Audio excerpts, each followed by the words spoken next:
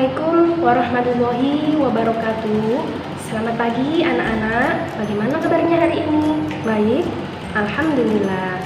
Pada pertemuan kita kali ini kita akan membahas materi tentang strategi bisnis dan konsep strategi bisnis, di mana materi ini nanti adalah materi kelas 10 bisnis daring dan pemasaran. Anak-anak, kompetensi dasar dan indikator kompetensi dasar kita pada materi kali ini, kompetensi dasarnya yaitu 3.3 menerapkan strategi bisnis dan 4.3 menentukan strategi bisnis. Untuk indikator kompetensi dasarnya 3.3.1 menjelaskan pengertian strategi bisnis, 3.3.2 mengidentifikasi strategi bisnis yang tepat, kemudian 4.3.1 menentukan strategi bisnis. Tujuan dari pembelajaran kita kali ini, setelah mempelajari materi ini, diharapkan yang pertama, siswa mampu menjelaskan pengertian strategi bisnis. Yang kedua, siswa mampu mengidentifikasi strategi bisnis. Yang ketiga, siswa mampu menentukan strategi bisnis perusahaan retail. Anak-anak, strategi pertumbuhan bisnis yang tepat merupakan kunci keberhasilan suatu usaha. Dengan menerapkan strategi secara tepat dan maksimal, maka kesuksesan akan tercapai. Apa sih itu strategi bisnis? Strategi bisnis merupakan kebijakan dan pedoman yang menetapkan bagaimana sebuah perusahaan bersaing dalam sebuah industri, dan basis yang menjadi landasan perusahaan untuk membangun satu keuntungan dalam bersaing. Pengertian strategi bisnis menurut beberapa ahli, menurut R. David mendefinisikan strategi yaitu alat untuk mencapai jangka panjang. Sedangkan menurut Stephanie K. Marus, strategi sebagai suatu proses penentuan rencana para pemimpin puncak yang berfokus pada tujuan jangka panjang organisasi, disertai suatu penyusunan, suatu cara atau upaya agar tujuan tersebut dapat dicapai. Di sini ada 5 analisis kekuatan Porter atau sering disebut dengan Porter's 5 Force Analysis, yang terdiri dari yang pertama ada Threat of New Entrance. Threat of New Entrance yaitu hambatan dari para pendatang baru. Hambatan dari para pendatang baru ini terdiri dari yang pertama, memerlukan modal yang tinggi untuk proses promosi. Yang kedua, ada memerlukan teknologi yang tinggi. Di sini untuk teknologi yang tinggi itu kita gunakan untuk menciptakan produk yang memiliki kualitas yang lebih baik dari perusahaan yang telah ada.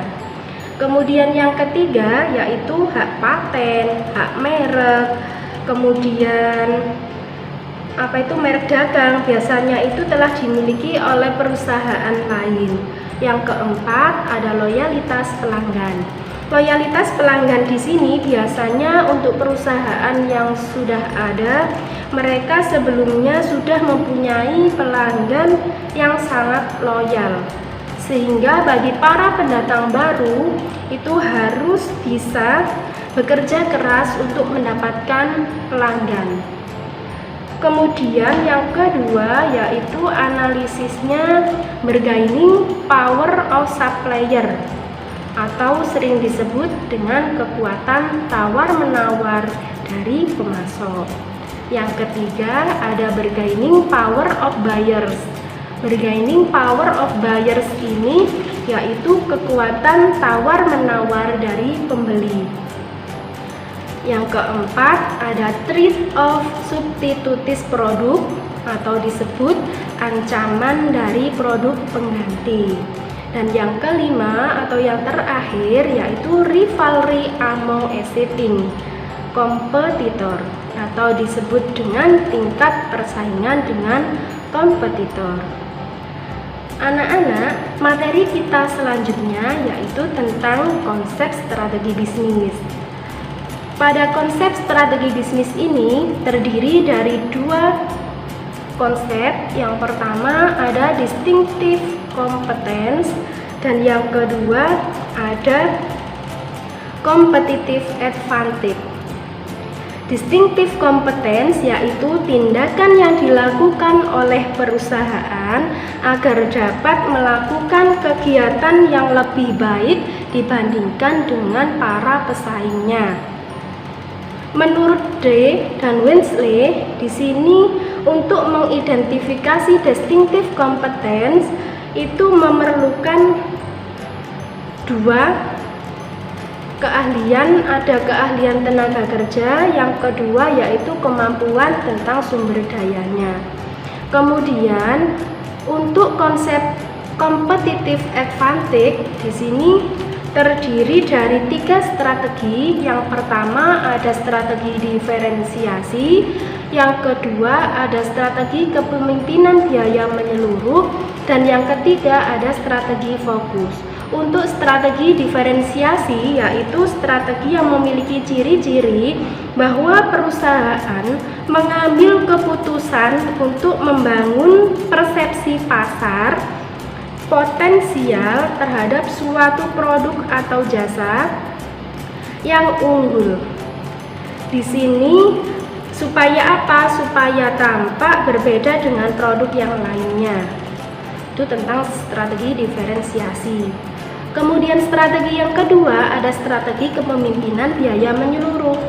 Pada strategi kepemimpinan biaya menyeluruh ini atau overall cost leadership, cirinya yaitu perusahaan lebih memperhitungkan pesaing daripada pelanggan dengan cara memfokuskan harga jual produk yang murah.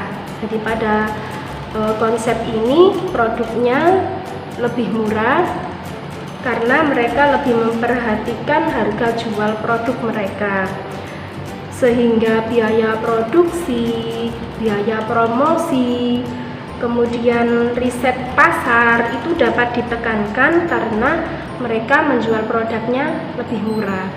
Yang ketiga yaitu strategi fokus. Ciri dari strategi fokus di sini perusahaan berkonsentrasi pada pangsa pasar terkecil untuk menghindari dari pesaing dengan menggunakan strategi diferensiasi dan strategi kepemimpinan atau overall cost leadership. Demikian materi yang dapat saya sampaikan pada pertemuan kita kali ini. Semoga bermanfaat. Saya akhiri. Assalamualaikum warahmatullahi wabarakatuh. Tetap semangat, jaga kesehatan.